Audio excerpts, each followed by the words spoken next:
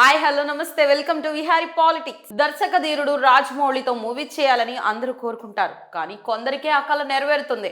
అయితే రాజమౌళి ముగ్గురు హీరోలతోని సినిమాలు రిపీటెడ్గా చేశారు.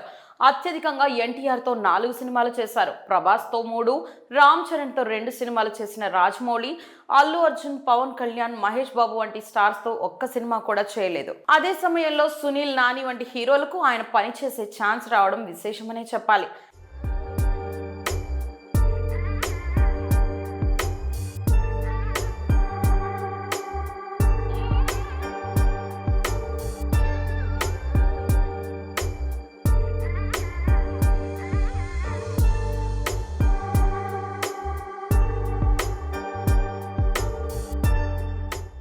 రాజమౌళితో మూవీ కన్ఫర్మ్ అయిందంటే ఒక హిట్ ఖాతాలో వేసుకున్నట్లే. రికార్డుల గురించి మాత్రమే ఆలోచించాలి, పరాజయం అనే మాటే ఉండదు. ఈ క్రమంలో పలువురు హీరోలు తమ ఇన్ఫ్లుయెన్స్ ఉపయోగించి రాజమౌళితో మూవీ ఛాన్స్ కొట్టేయాలని చూస్తారు. కొందరేమో డైరెక్ట్ గానే అడుగుతారు కూడా. కాగా ఓ సీనియర్ హీరో తన కొడుకుతో సినిమా చేయాలని రాజమౌళిని అడిగారట. ఆ సీనియర్ హీరో ఎవరో కాదు, మోహన్ బాబు అట. మోహన్ బాబు తన తనయుడు విష్ణుతో సినిమా చేయాలని రాజమౌళిని చాలా సార్లు అడిగారట.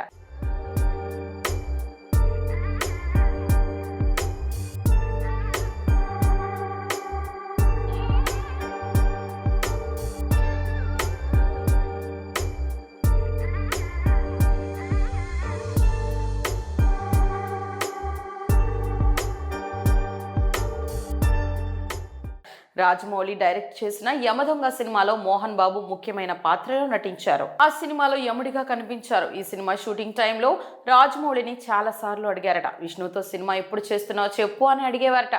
ఇక రాజమౌళి ఆ టైంలో చేస్తాను అని చెప్పినా కరెక్ట్ డేట్ చెప్పు అంటూ అడిగేవారని తెలుస్తోంది.